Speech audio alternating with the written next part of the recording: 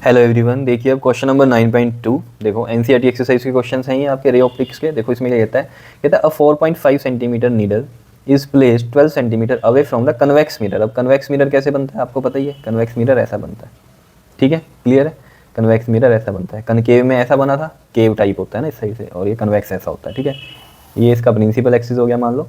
अब 4.5 सेंटीमीटर है नीडल, यानी कि जो ऑब्जेक्ट की हाइट है वो कितनी है, 4.5 सेंटीमीटर है, यही मतलब है इसका कहने का, क्या नहीं बताओ। पिछले क्वेश्चन का भी यहाँ सॉल्यूशन लिख लेना, ठीक है। तो यहाँ पर हाइट ऑफ ऑब्जेक्ट हो गई 4.5 सेंटीमीटर और इसको प्लेस्ड किया है 12 centimetre away from the mirror, तो यू कितना है इसका 12 सेंटीमीटर है, ऑब्जेक्ट का डिस्टेंस है ये, ठीक है, कन्वेक्स मिरर। और इसकी फोकल लेंथ जो है वो कितनी है 15 सेंटीमीटर है, ठीक है। Give the location of the image, यानी कि वी आपको बताना है इमेज का डिस्टेंस, और मैग्नीफिकेशन आपको बतानी है। इतनी बात करते हैं पहले तो देखो। अब इसकी फोकल लेंथ कहाँ बनेगी, सोचने की बात है। फोकल लेंथ बनेगी इस साइड, बिकॉज इसका रेडियस ऑफ कर्वेचर इधर बनेगा। मान लो इसका सी यहाँ होगा तो ये एफ होगा इसका, ठीक है। तो ये दूरी जो है इसकी वो कितनी है 15 सेंटीमीटर की है, ठीक है। इससे क्या होता है ना, ये करने से आपको साइन पता चल जाता है। इस साइड क्या तो ये पॉजिटिव है इसकी फोकल लेंथ, कन्वेक्स की आपको पता ही है, मिरर की फोकल लेंथ क्या होती है, पॉजिटिव होती है, ठीक है। हाइट ऑफ ऑब्जेक्ट है, ठीक है, वो इस तरीके से ही रखा होगा। यहाँ पर मान लो ये नीडल है, ठीक है, इस तरीके से मान लो ये नीडल ऐसे रखी है, इस तरीके से मान लो, या यहाँ पर ऐसे बना दो इसको, ठीक है। नीडल ऐसे बना दी हमने, कैसे भी बना दो, ठीक है, नीडल है इस तरीके से, ठीक।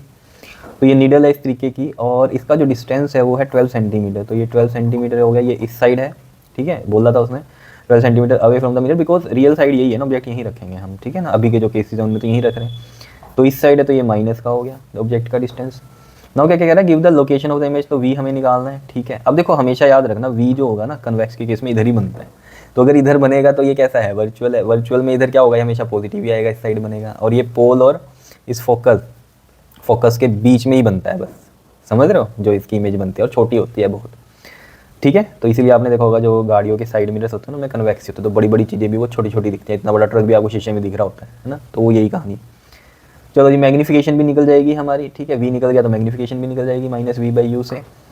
तो अब हम क्या करें, फिर v निकालते हैं पहले, सिंपल सी कहानी है, ठीक है। तो देखो जो फॉर्मूला होता है आप सभी को पता है, 1/f = 1/v प्लस में 1/u। मिरर के केस में यही होता है। f कितना है 15 प्लस का, v हमें निकालना है। v का हमें साइन की टेंशन नहीं लेनी, अपने आप आ जाएगा। किसी को नहीं भी समझ में आ रहा, अपने आप समझ में आ जाएगा, जो भी साइन होगा उससे आप पता कर लोगे कि कहाँ है।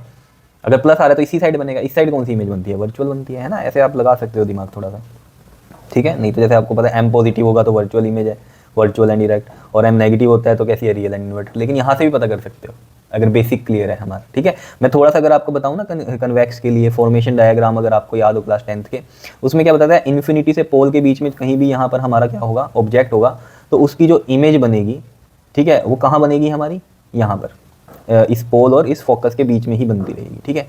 मतलब वो भी कैसे होगा, जैसे यहाँ पर है ऑब्जेक्ट तो यहाँ इमेज है, ठीक है। ऑब्जेक्ट दूर जा रहा है तो इमेज भी यहाँ से दूर जाती रहेगी, ठीक है। और जाते जाते मतलब ऑब्जेक्ट इधर से कहाँ चला गया, मान लो इन्फिनिटी पे पहुंच गया, तो जो इमेज बनेगी ना वो इस फोकस पे बनेगी। अब समझ रहे हो, बस बात खत्म। इन किसके बीच में ही लाई करती है कहानी, ठीक है। इस तरीके से चलता है, यहाँ ऑब्जेक्ट यहाँ इमेज, फिर इमेज सॉरी ऑब्जेक्ट दूर जा रहा है, इमेज भी दूर जा रही है, छोटी होती जा रही है और इमेज, ठीक है। और ऑब्जेक्ट हमारा कहाँ चला गया, इन्फिनिटी पे चला गया, तो ये फोकस पे बनेगा इमेज। बस इतनी कहानी रहती है इसकी, ठीक है। तो ये आ गया, और u कितना है हमारा -12, ये प्लस माइनस माइनस इधर जाके क्या बन जाएगा, ये प्लस का, तो 1/15 प्लस का 1/12 = में 1/v। अब 15 और 12 है तो हमारे पास इसका एलसीएम कितना आएगा, 3 5 दा 3 4 दा 12, तो यही बनेगा 5 4 दा 20 23 दा 60। तो 15 4 दा प्लस 12 5 दा, और ये कितना बन गया हमारे पास 9/60, एंड दिस विल बी, अगर इनको हम पलट दें तो ये 60/9 बनेगा। 3 2 दा 6 3 3 दा 9, 20/3 बन रहा है, ठीक है। तो 20/3 को आप डिवाइड कर लो, तो ये तो मेरे को वैसे याद है 6.6666 चलता है, तो 6 पॉइंट हम इसको क्या बोल देते हैं, 7 भी बोल देते हैं। 3 6 दा 18, देखो ये 2 0 पॉइंट लग गया, 3 6 दा फिर 18, फिर 2 आएगा, फिर 6 18 चलता रहेगा ये ऑन। तो हम क्या करते हैं, राउंड ऑफ करने के लिए क्या करते हैं, ये हमारा बड़ा है, ठीक है ना, जो है हमारा जो डिजिट है, ठीक है। तो पिछला एक नंबर हम क्या कर देते हैं, इंक्रीज़ कर देते हैं। अगर ये अगला 5 से बड़ा है तो ये पिछला इंक्रीज़ कर दो, कितना बनेगा हमारे पास 6.7 सेंटीमीटर का इमेज जो है वो 6.7 सेंटीमीटर दूर बन रही है। यहाँ देखो फोकस कितनी थी, फोकल लेंथ 15 सेंटीमीटर, और इमेज कहीं यहाँ बनेगी 6.7 सेंटीमीटर दूरी पे, यहाँ पर कहीं बनेगी नीडल की छोटी इमेज बनती है, ये यहाँ बनेगी। वही मैं आपको कह रहा था, कि इन्फिनिटी पे चल जाती है तो बस फोकस तक आती है, यहाँ है तो यहाँ बन गई, यहाँ जाती तो और इधर आ जाती, यहाँ आती तो और इधर आ जाती इमेज, इन्फिनिटी पे जाएगी तो बस फोकस पे आ जाएगी, बहुत ही छोटी इमेज बनती है। कितनी बात क्लियर है बताओ? वी समझ में आ गया, तो लोकेशन हमें समझ में आ गई, ठीक है। और अब हमें इधर पता चल गया कि प्लस की है, इधर बन रही है, और ये कैसी है? वर्चुअल एंड इरेक्ट है, सीधी सी बात है, ठीक है। वर्चुअल इमेज हमेशा इरेक्ट बनती है, आप नॉर्मल शीशे में खड़े होते हो, आपकी इमेज कैसी होती है? वर्चुअल एंड इरेक्ट होती है, ठीक है। ठीक है जी बात, ठीक है। मैग्नीफिकेशन की बात कर लेते हैं यहाँ पर ही, ठीक है। तो मैग्नीफिकेशन की जब हम बात कर रहे हैं तो magnification is -v/u and v is 6.7, तो मैं इसको 20/3 लिख दूँ, कोई दिक्कत तो नहीं है, 20/3 लिख दूँ, ईजी हो जाएगा। और u कितना है हमारा? 12 है माइनस का, तो माइनस का ये आ गया 12, ठीक है। और देखो मैंने पहले ही बोल दिया था आपको, m इसका पॉजिटिव आएगा, क्योंकि मुझे पता था कि इधर बनेगी इमेज। अगर हमें फॉर्मेशन याद है तो थोड़ा सा आइडिया लगा सकते हैं हम कि इधर ही बनेगी, और कैसी बन रही है वो?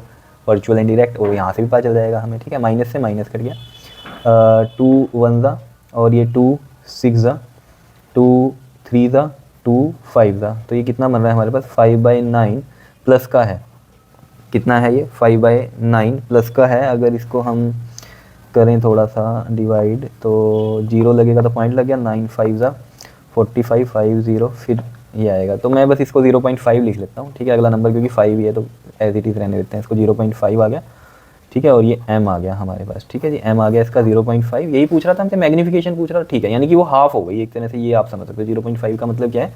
हाफ हो गई, मतलब अगर हाइट ऑफ ऑब्जेक्ट 4.5 थी ना, तो इसका हाफ हो गई, अप्रॉक्सीमेट, इस तरीके से आप समझो, ठीक है ना।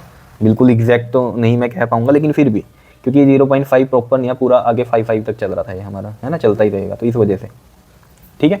मैग्नीफिकेशन पता चल गई, ठीक है। अब हम इसकी क्या बतानी है हमें, और क्या बताना था इसमें? Give the location of the image and the magnification तो बतानी है हमने, ठीक है। Describe what happens as the needle is moved farther from the mirror. अब देखो मैग्नीफिकेशन हमने बता दी इसकी, ठीक है।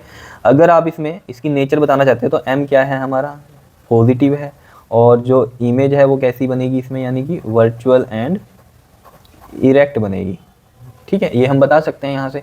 हाइट ऑफ अगर पूछ लेता है इमेज की तो हम कैसे निकाल सकते थे? m इज इक्वल टू में height of image to the height of object, m is we know कितना है? 0.5 है, और हाइट ऑफ ऑब्जेक्ट कितनी है हमारे पास? 4.5 है ना। अगर इसका यूज़ करना चाहते हैं तो हम इस तरीके से यूज़ कर सकते हैं। वैसे तो कहीं यूज़ हुआ नहीं इसका, अगर पूछ लेता हो, इस क्वेश्चन में तो पूछा नहीं है उसने हाइट, लेकिन फिर भी हम बता सकते थे उसको।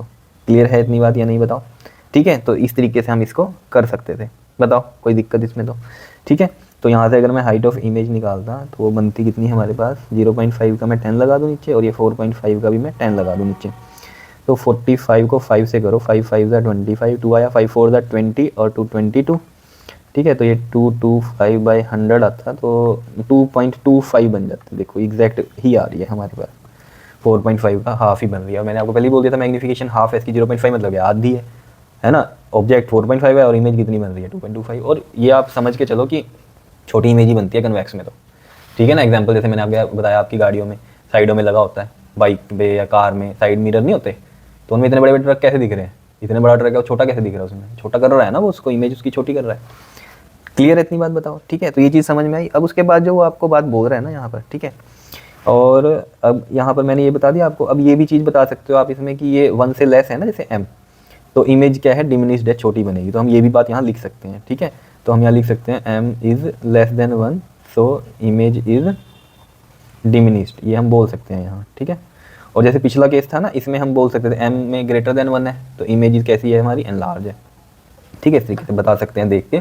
अगर आपने थ्योरी पढ़ी है तो सब कुछ आपको समझ में आ रहा होगा कि मैं क्या बताने की कोशिश कर रहा हूँ यहाँ पर। अब देखो मेन बात जो कह रहा है, describe what happens as the needle is moved farther from the mirror, तो मैंने आपको बोला ही था कि वो दूर जाएगी जब, ठीक है, तो इमेज कहाँ लाई करेगी? यहाँ पर हमारी पोल और फोकस के बीच में। और जब वो इन्फिनिटी पे चले जाएगा ऑब्जेक्ट, तो इमेज कहाँ बनेगी? उसकी फोकस पे बनेगी। बस यही बात है, इस तरीके से लिख सकते हैं हम, ठीक है। पूरी वर्डिंग तो मैं क्या लिखूंगा यहाँ पर, ये समझो इसको कि यू जो है हमारा अप्रोच कर रहा है अगर कहाँ पर? इन्फिनिटी पर, ठीक है। यू अप्रोच कर रहा है इधर इन्फिनिटी पे, तो जो वी है हमारा वो अप्रोच कहाँ पर करेगा?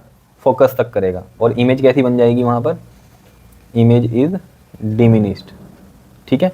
तो हम ये चीज़ लिख सकते हैं कि उसने बोला ना what happens as the needle is moved farther from the mirror, तो हम लिख सकते हैं कि as the needle moves away from the mirror the image also moves away from the mirror. लेकिन वो कहाँ इमेज मूव करेगी? दूसरी साइड। ऑब्जेक्ट इधर मूव करेगा इन्फिनिटी तक, और इमेज दूसरी साइड फोकस तक मूव करेगी, ठीक है। और कैसी करेगी? डिक्रीजिंग में, ठीक है। इमेज इज डिमिनिश्ड की जगह हम ऐसे बोलेंगे डिक्रीजिंग, है ना। इस तरीके से अप्रोच हमने बताई है, तो डिक्रीजिंग लिख देंगे कि डिक्रीज होगी। अगर यू अप्रोच करेगा इन्फिनिटी तक और वी अप्रोच करेगा इधर फोकस तक, तो इमेज क्या होगी? डिक्रीज होती चल जाएगी। क्लियर है? आई बात समझ में? दोबारा समझा देता हूँ। देखो मान लो यहाँ ऑब्जेक्ट है, यहाँ इमेज है, ठीक है, यहाँ ऑब्जेक्ट, यहाँ ये इमेज, इस पेन से समझो, ठीक है।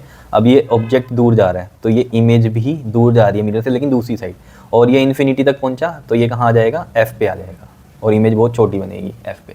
बस इतना ये लाई करता है, ठीक है जी। आ गई होगी समझ में बात, ठीक है। अपनी लाइन्स में आप इसको लिख सकते हो, कोई दिक्कत वाली बात नहीं है, कर लोगे। ओके जी, थैंक यू।